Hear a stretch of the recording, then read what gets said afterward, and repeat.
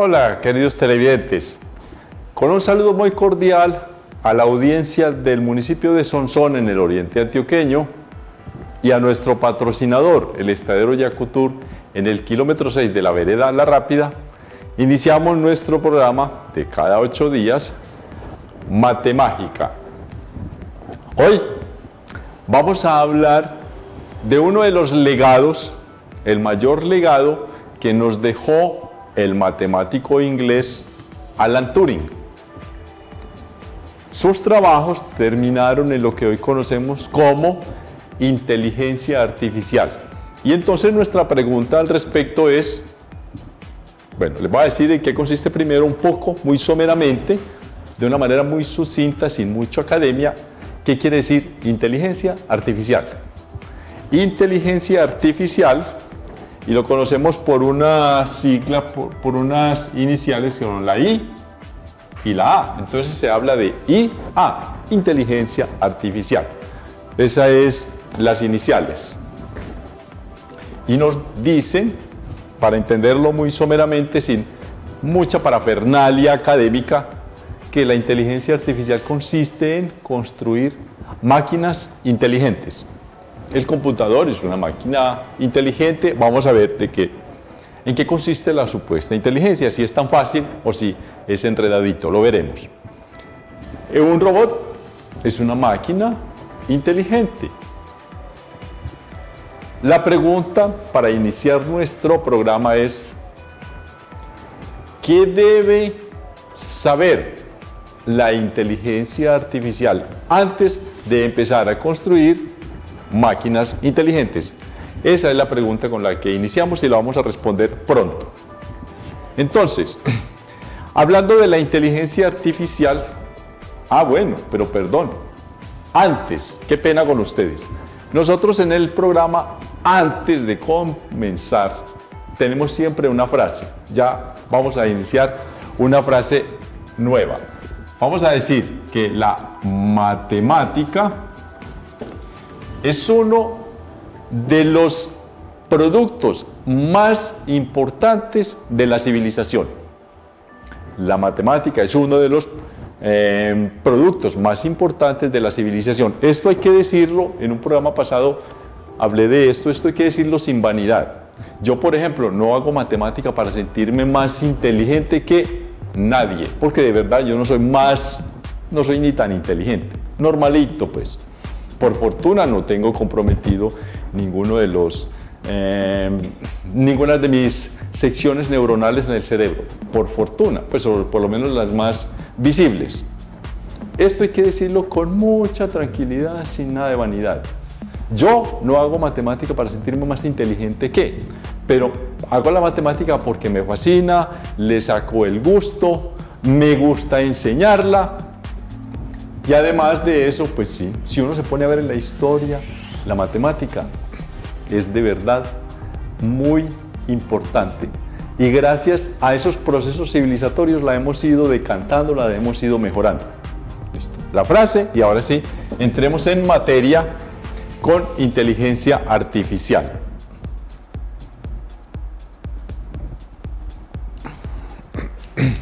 Sobre la inteligencia artificial podemos empezar a hablar de que es una de las ciencias más modernas, más recientes que ha descubierto el ser humano. Pues empezó, digamos, después de la Segunda Guerra Mundial, ¿cierto? La primera parte se hizo justo en la Segunda Guerra Mundial, pero después de eso, después de la Segunda Guerra Mundial, empezó a avanzar bastante. Otra de las ciencias actuales es la genética moderna, porque la genética empezó por ahí como en 1800 y algo con un señor muy pobre llamado Gregor Mendel, que era tan pobre que se metió a un monasterio y se puso de monje solamente para poderse conseguir la papita. Entonces allá tenía asegurada su comida y su dormida y su vestimenta, pero se dedicó también a averiguar las primeras bases de la genética. Entonces eso sí es esa parte muy antigua, pero la genética moderna es una ciencia también muy reciente como la inteligencia artificial. Después de los años de la Segunda Guerra Mundial, los años inmediatos, se hicieron algunas investigaciones, algunas pruebas, y en 1956 se hizo un congreso, se llamaba una conferencia, más que un congreso, digamos una conferencia de la gente que estaba trabajando en esa área, en esa rama del conocimiento. Se hizo en una ciudad en Estados Unidos que se llama Dartmouth. Esto queda en New Hampshire, Nueva Hampshire, New Hampshire, esa es la mejor manera que tengo de pronunciarla, New Hampshire, en Estados Unidos.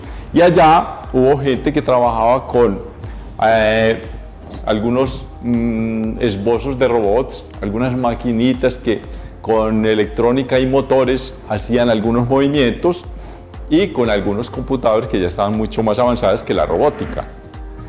Y allá fue donde en ese congreso se dijo, bueno, a esto que nosotros hacemos, que es tan moderno, lo vamos a llamar inteligencia artificial. Eso fue en el año de 1956 en los Estados Unidos. Y vamos a tratar de entender, ahora sí, mejor de lo que hicimos al esbozar nuestra pregunta, qué puede ser la inteligencia artificial. Ese legado maravilloso que nos ha dejado maravilloso.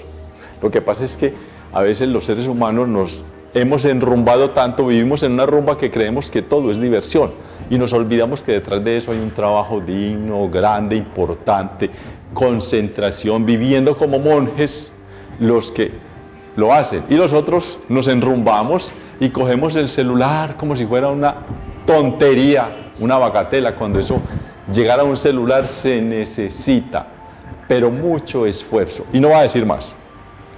Cuando cojamos un celular, recordemos que detrás de eso hay genios, humanos, seres como nosotros, trabajándole duro. Perfecto. Entonces, vamos a ver unos 3 modos, unas 3 maneras de entender lo que puede ser la inteligencia artificial. Como son un poquito enredadas, porque son académicas, yo me voy a permitir leerlas y las vamos esbozando. Entonces, el primer modo de entender dice que la inteligencia artificial se dedica a, dijimos, construir máquinas que imitan las funciones cognitivas humanas. Esto sí voy a tratar de escribirlo. Funciones cognitivas humanas. Función cognitiva humana. Pues una función cognitiva humana, o sea, procesos que se hacen en nuestra mente, funciones cognitivas es conocimiento, operaciones de conocimiento que realizamos nosotros las personas. Por ejemplo, aprender matemática, aprender biología, aprender filosofía, aprender a vivir. Esa es una función.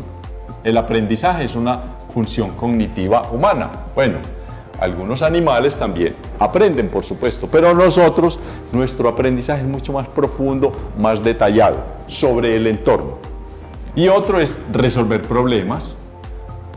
Esa es otra de las actividades de las funciones cognitivas humanas. Entonces ya tenemos nuestro primer modo de entender qué puede ser la inteligencia artificial, aplicado a comprender qué es la inteligencia artificial. Vamos a ver la segunda. La segunda nos dice, una máquina inteligente, esta es la primera. La segunda, un 2, ¿cierto? 2 asteriscos. Es una máquina inteligente, es un agente, y esto sí lo vamos a ir aclarando más adelantico, un agente, racional flexible. Racional flexible. Un agente racional flexible que trata de comprender su entorno y hacer unas acciones, ejecutar unas acciones que le permitan maximizar sus capacidades para tener éxito en una tarea. Listo, la repito.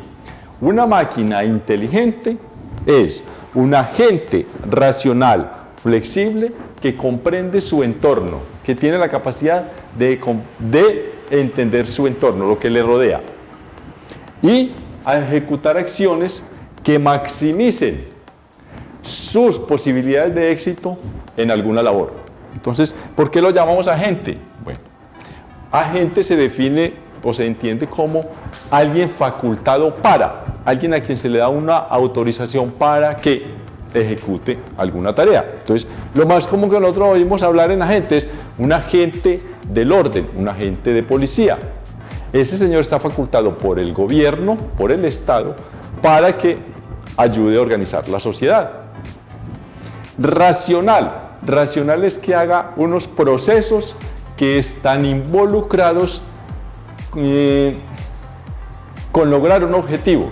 Entonces, racional quiere decir que hace un paso, el otro y el otro. Tiene como una razón, pero esa razón no la tiene la máquina adentro. Y es flexible, debe ser flexible. Ese razonamiento, a pesar de que es una tarea, otra y otra y otra, debe ser también flexible, porque el entorno constantemente está cambiando.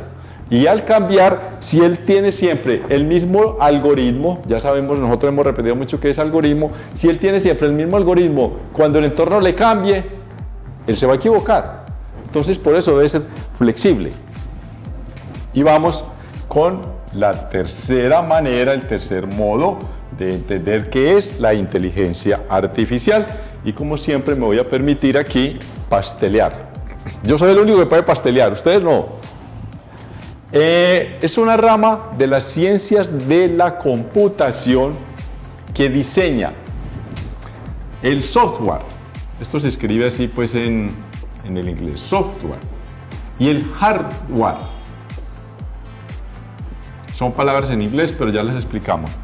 La inteligencia artificial es una rama de la computación, de las ciencias de la computación, que diseña el software y el hardware necesario para simular el comportamiento humano y su inteligencia. Y con esto, con software y hardware, que enseguida veremos, simulamos, remedamos, plagiamos el comportamiento humano, sobre todo los robots, por ejemplo, bueno, las computadoras también. Lo que pasa es que se nos hace más fácil entender el comportamiento humano a través de un robot que a través de una computadora. Porque la computadora solo se especializa como en lo que tenemos en la cabeza, a hacer cosas de nuestra cabeza. El robot se supone que hace labores, digamos, domésticas o industriales. Software quiere decir los programas. El programa son los algoritmos. Vaya a la plaza de mercado, compre yucas, compre sal, vaya, abra la llave, pele las yucas, échele sal, eche las yucas también en agua, póngalo a hervir, cosas así. Ese sería el software. Y el hardware quiere decir algo así como la ferretería, es lo que se ve. Entonces, en una computadora es la pantalla, el teclado, la impresora, ¿cierto? Ese sería el hardware, toda la maquinaria. El software son los programas.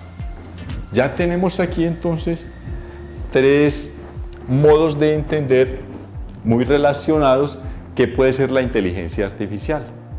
Y entonces, ya vamos a responder nuestra pregunta inicial del programa. Vamos a ver qué hay de común en ellas y no nos vamos a extender mucho. Mire, en esta, lo que hay acá, por ejemplo, una función cognitiva, eso quiere decir, tiene que ver con la inteligencia. En la segunda, es un agente racional flexible, entonces racional. Esta palabra de racional, flexible, que hace unas funciones o ejecuta unas acciones para tener éxito en una labor, para maximizar sus posibilidades. Eso también tiene que ver, uno lo entiende como inteligencia.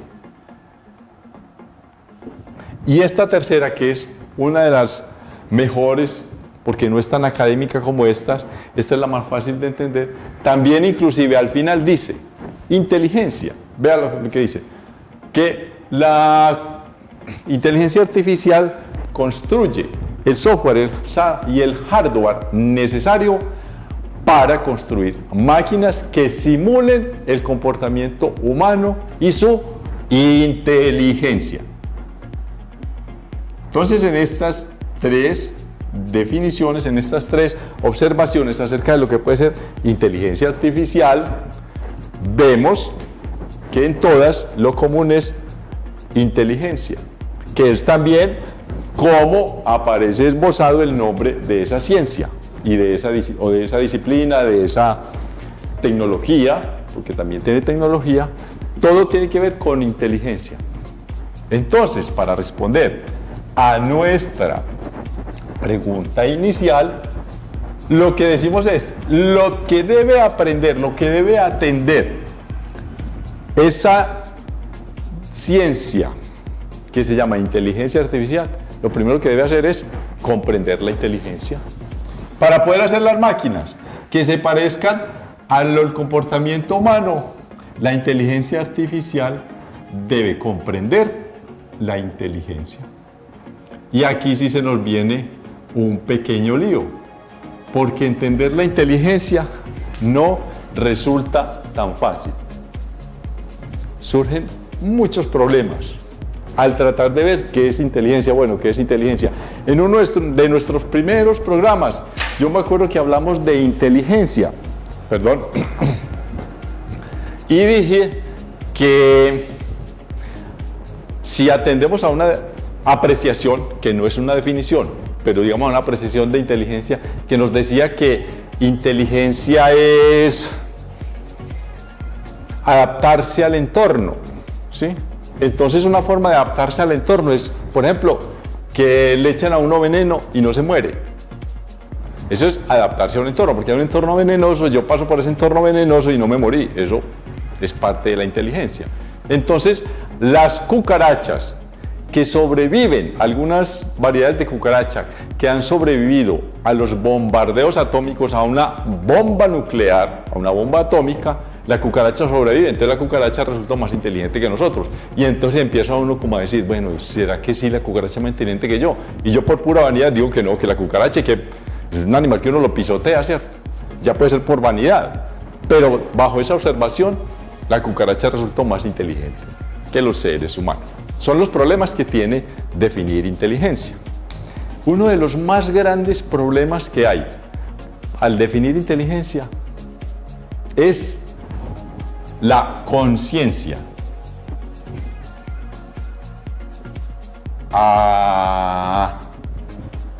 Es que para poder yo decir que alguien es inteligente, debe tener algo que no está mucho en la naturaleza corriente, y es la conciencia.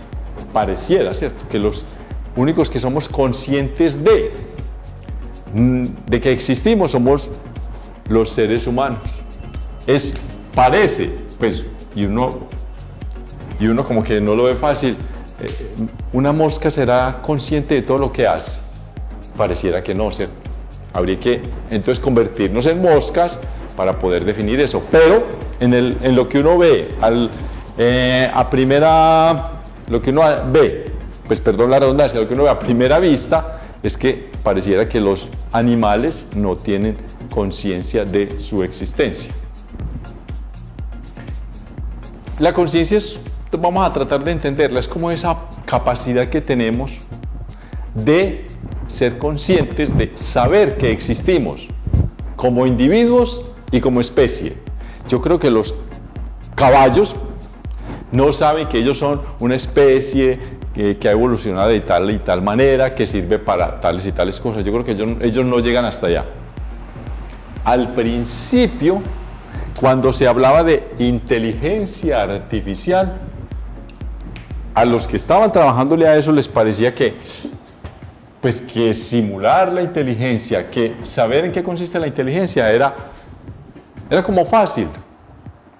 Entonces, al ser tan fácil, ellos se propusieron unos objetivos muy, muy ampulosos, muy grandes, muy ambiciosos,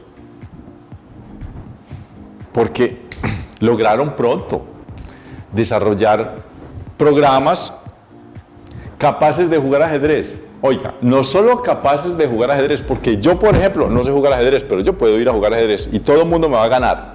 Todos. Porque yo soy pésimo. Yo solamente sé cómo se mueven las fichas, pero no tengo la paciencia para dedicarme a eso. Entonces, un robot podría jugar ajedrez, ¿cierto? Eso no es como tan llamativo, es un algoritmo. Pero otra cosa, ojo, otra cosa es una computadora que sea capaz de ganarle varias veces, bueno, le ganó sino una, pero ya le ha ganado varias, que le gane varias veces a los maestros. Entonces le ganaron a un ruso que se llamaba Garry Kasparov. Ese es de los duros que había. Yo no sé si él estará vivo. Si está vivo, estará un poco ya anciano. Garry Kasparov. Ganarle a Garry Kasparov una computadora, sí, como que hay inteligencia. Porque es que es uno de los grandes maestros de la humanidad en ajedrez. Y le ganó una computadora. Entonces se hacía ese tipo de computadores, se construían capaces de jugar ajedrez y de ganarle a uno de los grandes maestros de la humanidad en ese juego. Entonces ya uno empieza a decir, bueno, ¿inteligencia o no inteligencia? Vamos a explorar mucho en este programa sobre la tal inteligencia y la no inteligencia. Se han hecho programas, por ejemplo, en nuestro programa Ecópolis hemos hablado de las bolsas de valores. Y las bolsas de valores, para poder manejar y maximizar su rendimiento económico, tienen programas, computadoras con programas hechas por buenos matemáticos y buenos programadores que le indiquen qué acciones debe tomar para mejorar su rentabilidad. Entonces eso es inteligencia, porque hay muchas variables. Ya sabemos, ya hemos cogido aquí en el programa, en nuestro argot, en nuestras formas de hablar, en qué consiste una variable, ¿cierto? Una variable es una posibilidad, y la posibilidad puede cambiar, porque el entorno cambia. Entonces no es lo mismo prestar dinero al 10% que prestar dinero al 5%, porque si usted lo presta al 5%, por ejemplo, puede que venga más gente a usar ese servicio, a pedir plata prestada, si la cobramos al 5 que si la cobramos al 10, porque hay gente que no pagaría el 10. Entonces yo puedo tener una mejor rentabilidad a la larga con los de 5, porque digamos que con los de 5, si yo cobro al 5%, obtengo, por decirle algo, 20 usuarios, 20 clientes. Pero si yo la presto al 10%, a lo mejor no tengo sino 5 clientes. Y es mejor 20 clientes al 5% que 5 clientes al 10%. Pues creo que estoy diciendo algo, no lo he pensado muy bien, no lo he analizado, pero es eso. Las bolsas de valores tienen que hacer esas variables. Y las bolsas de valores están siempre especializadas, además de las trampas que hacen, porque hacen mucha trampa. Yo sé que me van a mandar a matar, qué miedo, porque hacen mucha trampa, pero a pesar de las trampas también tienen que estar atentos a cómo funciona la realidad. Entonces, vemos que lo que se hizo la inteligencia artificial ha hecho programas muy maravillosos. El del ajedrez, el de las bolsas de valores, el de los créditos, el de la financiación. Y podríamos nombrar muchos, pero no. Y después de que pasaron unos años, ya ellos estaban muy emocionados porque sabían hacer máquinas, que una cosa, que el ajedrez, que las decisiones financieras. Entonces estaban muy emocionados. Y al día de hoy, ya 60, 70 años después de que hubo la conferencia de Dartmouth en New Hampshire, Estados Unidos, los resultados de hoy no son tan maravillosos. Pues es decepcionante lo que tenemos, porque yo me acuerdo cuando yo estaba muy sardino en el año para 1970, que a uno le hablaban de los robots, y a uno le decían que ya prontico iba a haber robots en la calle. A mí me dijeron eso, que ya iba a haber robots en la calle, que eran capaces de ayudarle a uno a pasar, que detenían el tráfico. Pues ya esto iba a estar lleno y no veo el primero. No he visto el primero, y el que he visto por ahí trabajando hace muchas bobaditas, no descresta, ¿cierto? No descrestan los robots que a mí me habían prometido. Entonces estamos como que no era tan fácil entender en qué consiste la inteligencia. Y con esta decepción, no podemos irnos decepcionados, no, es una realidad y hay que entenderla, eso no nos puede decepcionar, simplemente decimos, bueno, hay que volver a organizar las cosas y tal vez trabajar con otros métodos que sean menos rápidos pero más eficientes. Con esta observación importante sobre la inteligencia artificial, nos despedimos de nuestra sección de hoy. Muchas gracias, nos vemos.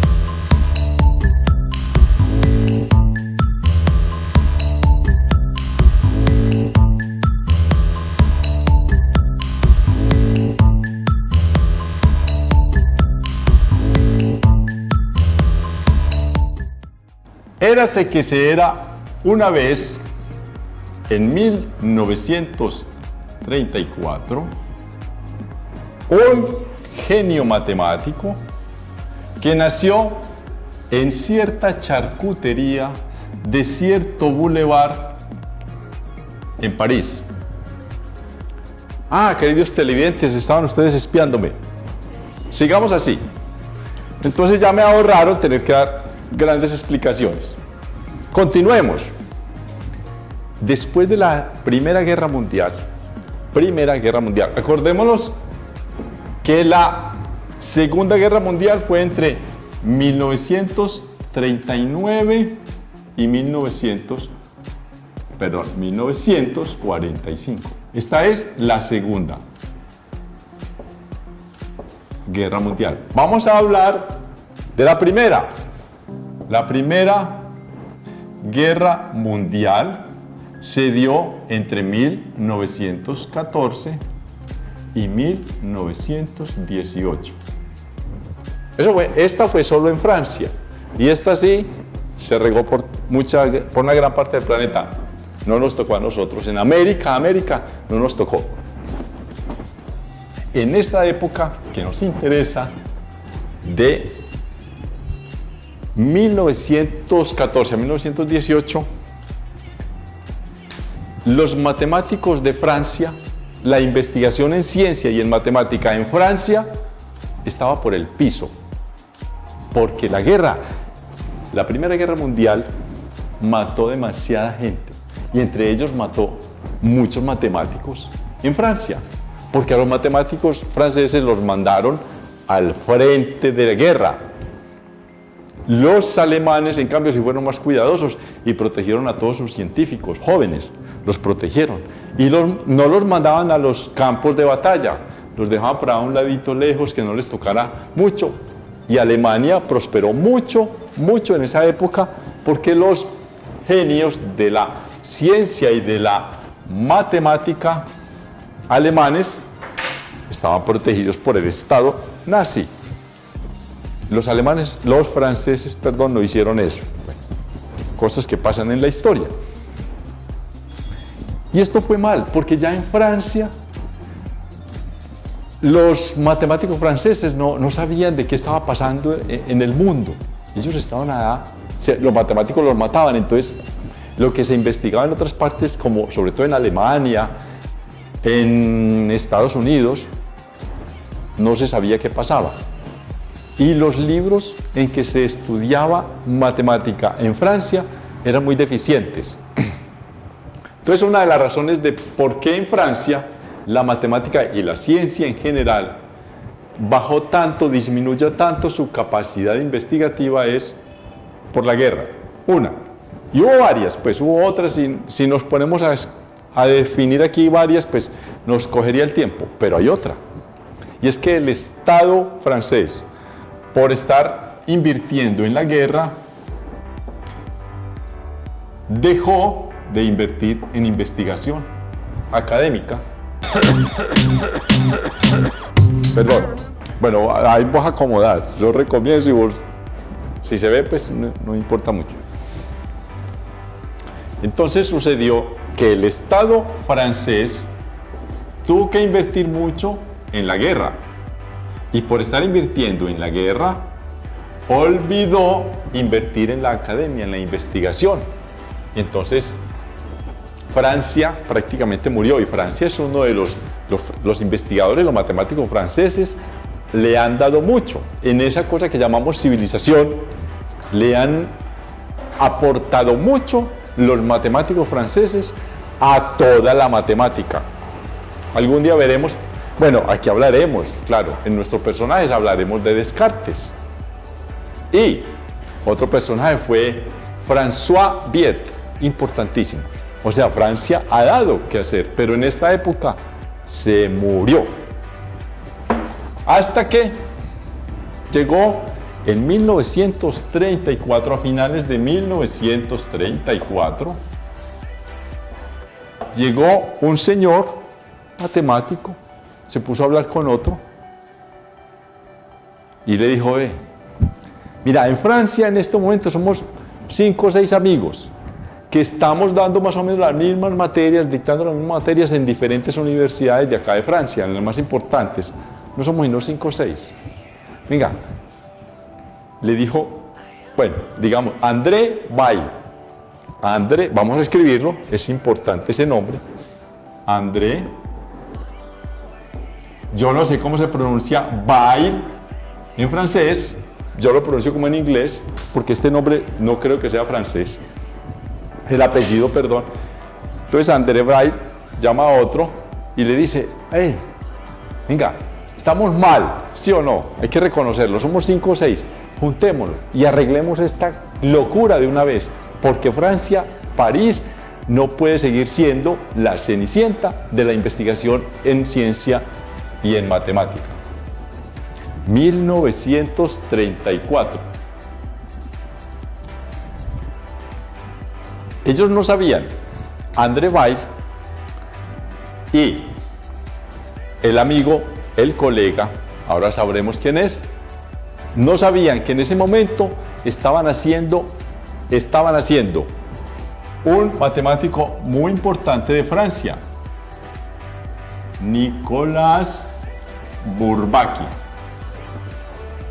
Estaban haciendo, en ese diálogo entre André Weil y su colega, nacía Nicolas Bourbaki, finales de 1934. Como dijimos, en una cierta charcutería de un cierto boulevard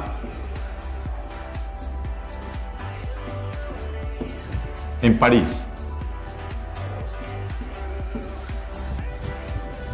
Suena extraño. Entonces, Nicolas Bourbaki, nuestro personaje de hoy, no es ningún genio matemático. Nicolas Bourbaki es el nombre, este es nuestro personaje matemático de hoy, es el nombre de un grupo de matemáticos franceses que se dedicaron a mejorar las situaciones investigativas en matemática, en matemática en Francia. Ellos no sabían que en ese momento estaban haciendo Nicolas Bourbaki, uno de los genios de la matemática. Ellos lo que pretendían, Nicolas Bourbaki, no importa, dejémoslo así, bueno, vuelvo y lo escribo, si el marcador me permite, pero entonces buscamos otro, porque somos muy recursivos y muy inteligentes, vea, un marcador no nos escribe, ¿qué hacemos? Buscamos otro, fácil. No, necesita mucha inteligencia, y si este tampoco lo escribe, ahí sí tenemos que cerrar el programa. Por fortuna, bueno, esto va sin tilde. Por fortuna este sí nos está escribiendo. Bourbaki. Y ellos, estos matemáticos asociados, tenían el objetivo de escribir un tratado monumental, muy sistemático,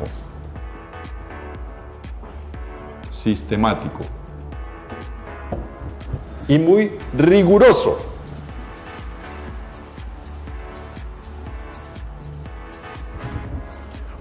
Para recoger todas las nociones matemáticas y todas las herramientas matemáticas que hubiera hasta ese momento en el mundo. Hay que tener mucha fe para eso. Ellos estaban muy mal. Francia estaba mal en matemática. Y ellos dijeron, vale, ¿sabe qué? Nosotros también hemos sido buenos en matemática. Los franceses no hemos sido malos, le hemos aportado mucho a la civilización en ese campo de la matemática. Venga, empecemos, volvamos a coger este toro por los cuernos nosotros. Y hubo algo así, pues no se sabe cuántos porque cambiaban, pero era un grupo más o menos que se mantenía entre 10 y 15 y se iban reemplazando.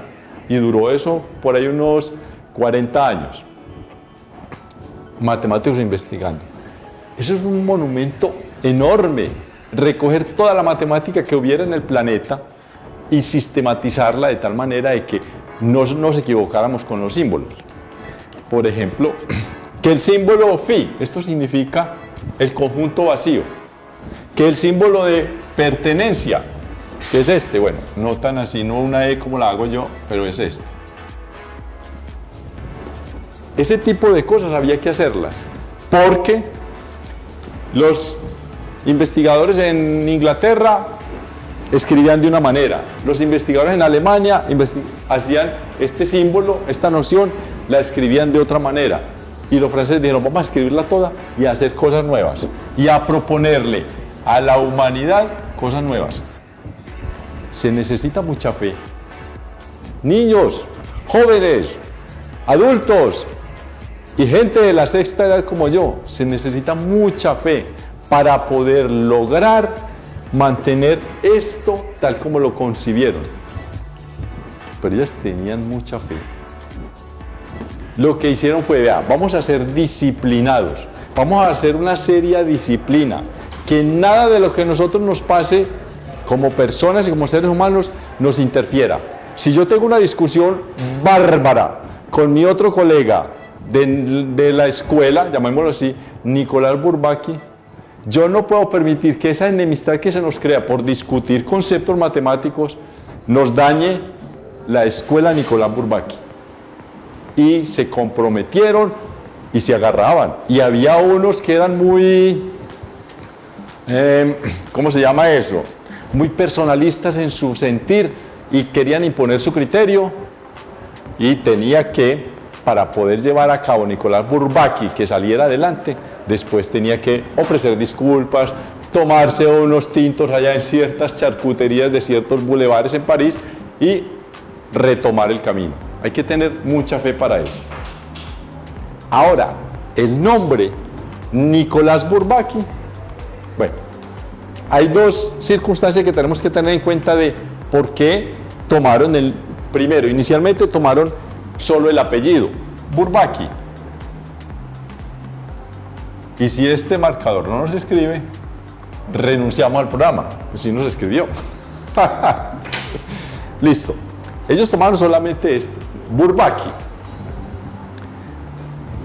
Hay que ir un poquito entonces más atrás porque en la Escuela Normal Superior de París, de Francia, Escuela Normal Superior de Francia, la gente de esa época, por allá en los años 1920, despuesito de la guerra, los jóvenes estudiantes de esa época tenían ya un poco, estaban cansados del militarismo, tenían una ideología antimilitarista, no les gustaban los militares.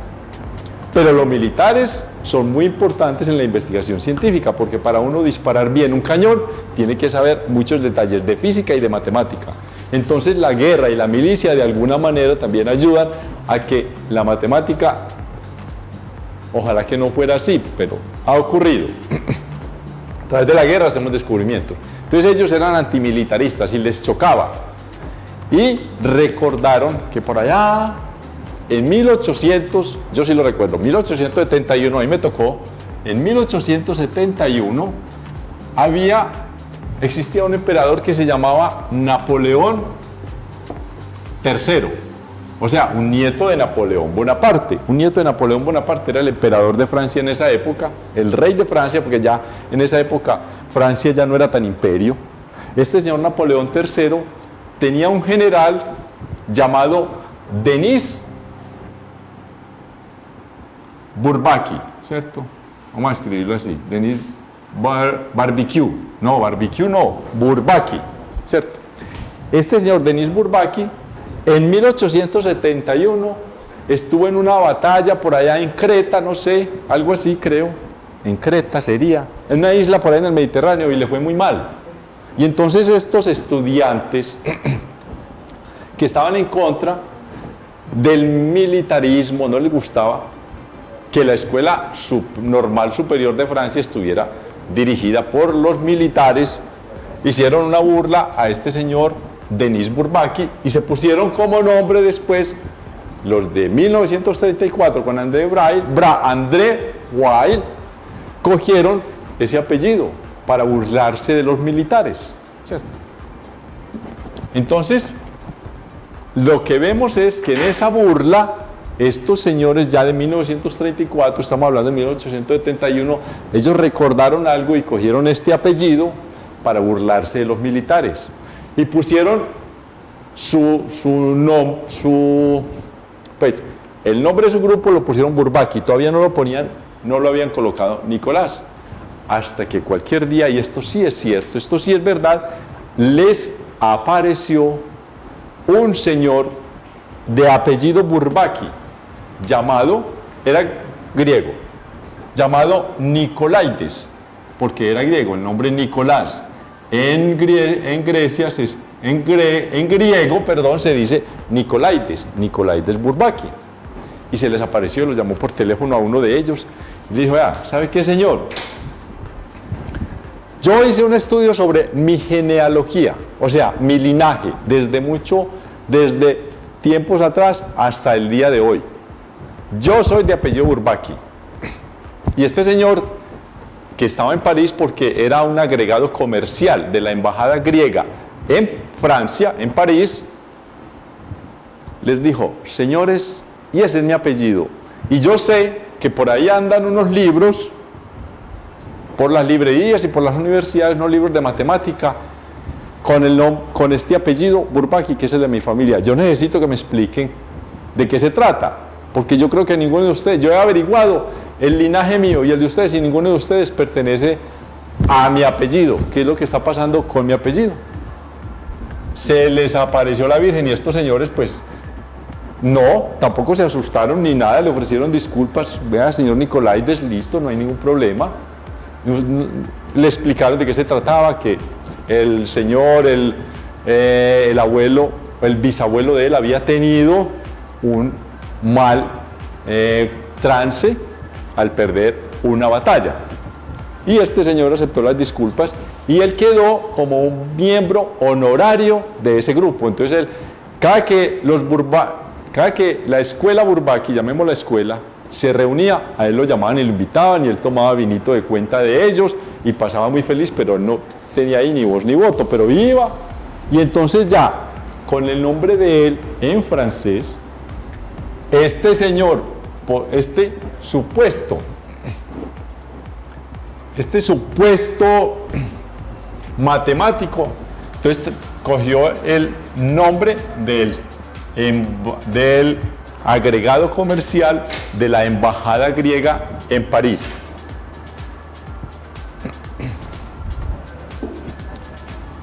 Entonces ya se llamaron Nicolaides Bourbaki. Este es nuestro personaje de hoy. Nicolaides Bourbaki, Nicolás Bourbaki, que aparecía como un genio matemático.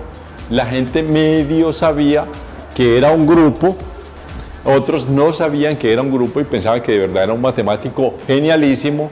Eso sería imposible porque lo que ellos hicieron se necesitó casi 2 generaciones de matemáticos. y demasiados matemáticos pasaban por esa escuela matemática, entonces no podía ser un solo genio matemático. Pero la gente, algunos sabían, algunos no. A lo último, ellos terminaron volviendo su sociedad secreta y ya nadie sabía nada, ni dónde se reunían, ni quiénes eran los miembros. Se volvieron una sociedad secreta. Hoy ya nadie habla de Nicolás Bourbaki, nadie estudia a Bourbaki, pero lo que esa escuela hizo está en todos los libros. Todo le heredamos, ya no necesitamos estudiar los libros de Nicolás Bourbaki, porque ya eso se dispersó por todos los textos y todos los manuales de matemática del planeta. Pero muchas gracias al grupo Nicolás Bourbaki por entregarnos ese asunto tan importante de la matemática dentro de nuestro proceso de civilización en las sociedades humanas. Gracias, señor Nicolás Bourbaki. Nos vemos a continuación para terminar la tercera sección de nuestro programa con un trabajo ya directamente sobre matemática. Nos vemos en unos segundos. Hasta pronto.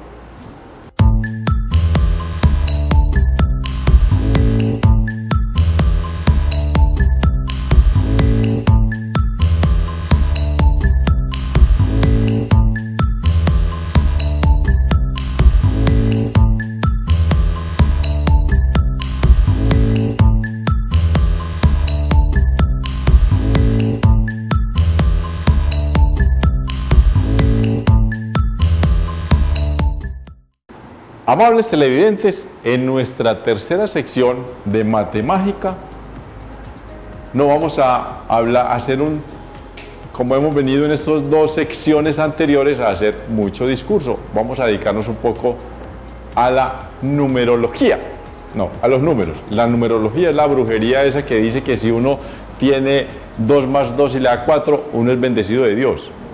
No sabemos. Tenemos acá unas operaciones matemáticas, ¿cierto? 5 más, no sabemos qué, más X más algo es igual a 13. 250 menos algo es igual a 200. Y 9 por algo es igual a 63. Y hay muchas otras operaciones, por supuesto, pero con esto nos basta porque lo que queremos decir es que, por fortuna, en el universo, las operaciones matemáticas, la gran mayoría, no nos dan demasiadas oportunidades de probar, sino, bueno, me explico mejor, que este número que yo no conozco, yo puedo hacer fácil una operación y este número sé que me da 8. 5 más 8 es igual a 13. Y no hay sino un solo número que me permite tener esta igualdad. Aquí lo mismo, ¿no? En este caso, el número de aquí sería 50. 250 menos 50 igual a 200. Este número aquí es el 50. No me sirve el 49, no me sirve el 200, no me sirve sino el 50. Lo mismo acá en esta operación. Acá no me sirve sino el 7. 9 por 7 es igual a 63. Esto es lo que le permite al ser humano poder hacer más rápidamente, ser más eficiente en la construcción del mundo de la matemática. Si a mí me diera por acá muchas otras posibilidades, estos signos de interrogación me dieran varias posibilidades, la matemática se nos haría muy dispendiosa. Y así pasa en casi todo. Son muy pocas las situaciones en las cuales la matemática tiene varias posibilidades, entonces hay que hacerlo más dispendioso, eso es todo. Si nosotros nos ponemos a trabajar en algo que se llama geometría, a uno le dan, por ejemplo, estas dos líneas, unidas por un vértice, estas dos, y le dicen, señor, constrúyame de ahí un triángulo. Entonces uno solo tiene una posibilidad una sola posibilidad. Si ya están definidas estas dos, la longitud de esta y el ángulo por el que están unidos, este ángulo, yo tengo solamente una posibilidad para trazar el triángulo. Yo no puedo hacer sino esta línea. Y no importa cómo esté construido el triángulo. Digamos este otro. Una línea con una dimensión, no nos interesa aquí saber cuál es la dimensión en este momento, y otra línea con otra dimensión, con un ángulo en el cual están unidos por dos extremos, por uno de cada de los dos extremos. Uy, ¿cómo se dice eso? Bueno, esta línea tiene dos extremos, esta línea tiene otros dos. De cada línea cogemos un extremo y los unimos y deformamos en un ángulo. Yo no tengo sino una posibilidad de hacer un triángulo aquí. Construya un triángulo, no tengo otra. Igual como vimos ahora con los números, no tengo otra. Esto es lo que me permite a mí ser más eficiente en matemática.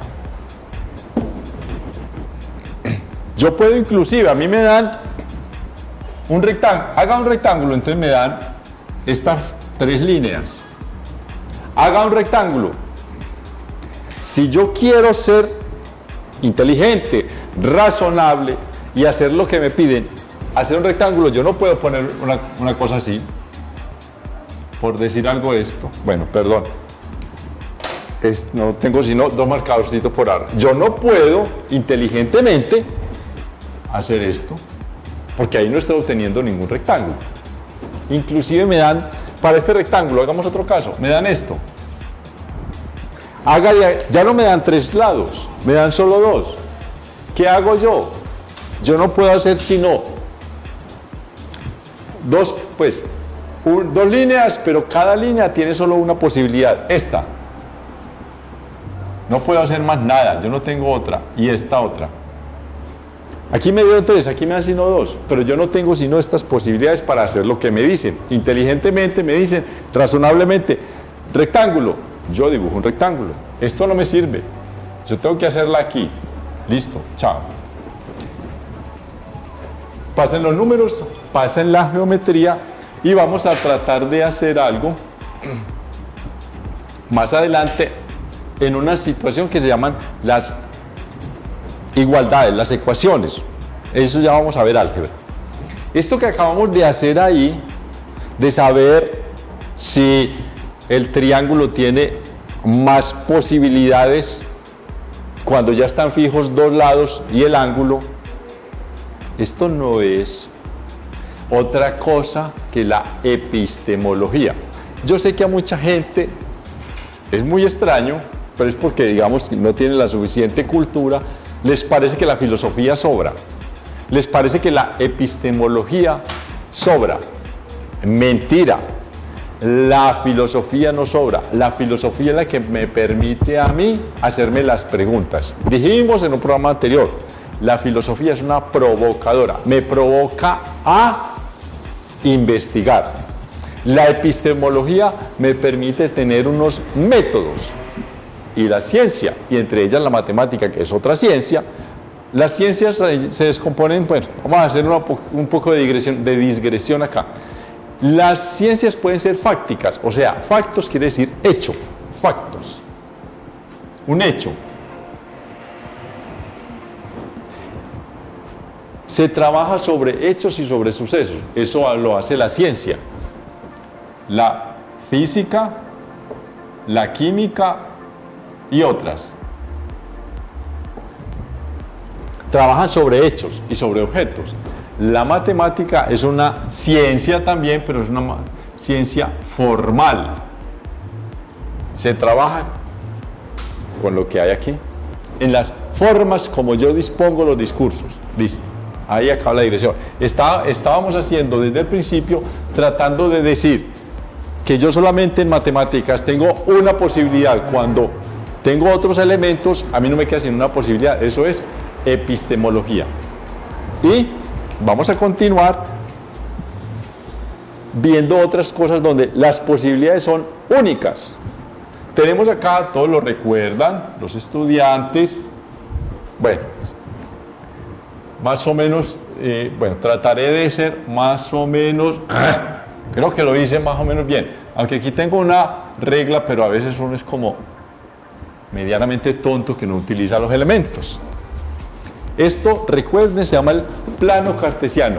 Otra vez, querido René Descartes, gracias por esto. Esto es una herramienta importantísima para poder entender la matemática. Entonces, a este plano cartesiano le ponemos que este es el eje horizontal y se llama el eje de las X, y que por este lado es positivo. Aquí está el 0 y hacia este lado es positivo, los números enteros, 1, 2, 3, 4. Acá este se llama el eje de las Y y por aquí es positivo, y este que es el eje de las Y vertical, entonces por acá también obviamente se llama Y, pero por acá es negativo. Por acá, en este eje horizontal que se llaman las abscisas ordenadas. El conjunto, las dos se llaman coordenadas cartesianas o plano cartesiano. Y aquí está el eje de las X, los números negativos. Sobre este eje, bueno, una noción para que refresquemos algunos conocimientos. Aquí tengo 4 secciones, ¿sí o no? A esas secciones se le llaman los cuadrantes. Un cuadro, un cuadro, un cuadro, un cuadro, 4 cuadros, un cuadrante. 4 cuadrantes, 4 cuadros. En números romanos a este yo lo numero el 1. Y sigo en la dirección de las manecillas del reloj, entonces a este lo llamo el cuadrante 2, a este lo llamamos el cuadrante 3 y a este lo llamamos el cuadrante 4. Listo. Eso es, en términos muy elementales, el plano cartesiano. Y yo ubico aquí numeritos, que eso pues no necesitamos por ahora extendernos haciendo números para que nos alcance el tiempo, a ver si logramos decir otras cosas sobre las posibilidades únicas que nos ofrece el universo para poder hacer matemática. Y yo puedo coger el primer cuadrante, que es el que mejor nos ubicamos mentalmente. Entonces yo cojo acá el primer cuadrante y hago nada más con un ángulo de 90 grados, que aquí no me quedó de 90, pero ustedes sabrán disculparme. Yo aquí vimos ahora al principio de esta sección un trabajo con números, ¿cierto? 5 más 8 igual a 13. Yo acá tengo también una posibilidad de hacer otro elemento, digámoslo así, de matemáticas que se llaman las ecuaciones. Y yo puedo decir que x más b es igual a 0. Y esto lo que me quiere decir es que, lo veremos después en una cosa que se llama tabulación, pero por ahora nos interesa solo esto. X más b, esto es una igualdad, igual que cuando dijimos 8 más 5 igual a 13, esto es lo mismo. 8 más 5 igual a 13. Aquí lo vamos a poner como x más b igual a 0. No nos interesa mucho. Y esto me da, digamos, aunque no es preciso, pero lo que nos interesa es solo una cosita, esto me da una línea recta. No me da otra cosa sino una línea recta. Yo puedo cambiarle cosas a esto y me va a dar otra línea diferente de a esta. Si lo que yo tengo acá supuestamente me da esto y yo hago cualquier media variación, digamos yo escribo menos x menos b igual a 6, yo ya tengo otra cosa totalmente distinta. Yo ya no tengo esta recta, tengo sí una línea recta, pero de otra manera. Esto podría ser, ¿cierto? Estamos aquí haciendo un esbozo. No es que menos x menos b igual 6 me dé esta recta, no. Yo estoy diciendo, en estas fórmulas donde la x no tiene acá numeritos exponentes, no los tiene, esto me va a cuadrar solo líneas rectas. Yo puedo hacer muchas variaciones sobre las ecuaciones, o yo no, pues digamos, en el universo, cuando estudiamos física, química, termodinámica, yo les describo con hartas cosas, inteligencia artificial, computación, balística, genética. El universo me da posibilidades de la naturaleza. El universo me ofrece varias posibilidades. Habíamos visto, por ejemplo, una posibilidad es que a mí me dé algo como lo que vimos hace un momentico, que x más b igual a 0. Esto se llama una ecuación. Pero esta ecuación se llama una ecuación lineal. Porque como vimos hace un momento, yo trazo en el plano cartesiano, en el grupo de coordenadas cartesianas, una línea. Pero la naturaleza, el universo, me da posibilidades de encontrar algo como x al cuadrado más bx más c. Y esta es una ecuación lineal, pero esta se llama una ecuación cuadrática. Esta ecuación lineal la llamamos lineal porque, como vimos hace un momentico, me da solo una línea recta. Esta ecuación me va a dar otro tipo de figura. Vamos a decir que estando en el plano cartesiano, imaginemos el primer cuadrante, ¿cierto? Tran, tran, y a mí me va a dar las ecuaciones cuadráticas, me van a dar figuras de este estilo, que se llaman parábolas. Pero eso depende. Entonces, esta ecuación, digámoslo así, corresponde a una sola posibilidad en álgebra. Esta curva geométrica, si yo la represento en álgebra, me va a dar algo como decir esto, que me dio esto. Digamos que me dio, vamos a hacer la abstracción. Pero yo tengo otra posibilidad extraña. Digamos que yo tengo menos x al cuadrado, mire, aquí ya empieza con menos bx menos c igual a 15, por decir. Es muy posible que esta ya tiene algunas variaciones con respecto a esta primera, a esta segunda, y me va a dar, por decir algo, una figura geométrica así. También se llama una parábola. Esta es una parábola vertical, esta también es vertical, pero esta es diferente de esta. Esta se abre hacia arriba y esta se abre hacia abajo. Pero esta posibilidad solo coincide con esta, digámoslo, y esta solo con esta. Cada que yo haga variación, varío todo y me va a dar otra cosa distinta. No hay sino una posibilidad para cada situación en matemática. Eso es lo que me permite con más facilidad hacer matemática. Por supuesto que no todo en la naturaleza es tan fácil como esto. Hay veces que nos dan varias posibilidades, pero bueno, se trabaja con un poco más de tiempo. Quedamos por ahí con este tema de las coordenadas cartesianas y de las facilidades con que el mundo nos permite hacer matemática, porque solo tenemos una correspondencia. Hacemos una cosa y el resultado solo puede ser una sola posibilidad. Eso nos permite ser más eficientes. Esto es epistemología, no tanto matemática. Pero por favor, querido público, no le tengan tanta fobia a la filosofía ni a la epistemología, porque eso es lo que nos ayuda a explorar mejor las posibilidades. Nos vemos dentro de 8 días en otro programa de Matemágica. Hasta la próxima semana. Chao.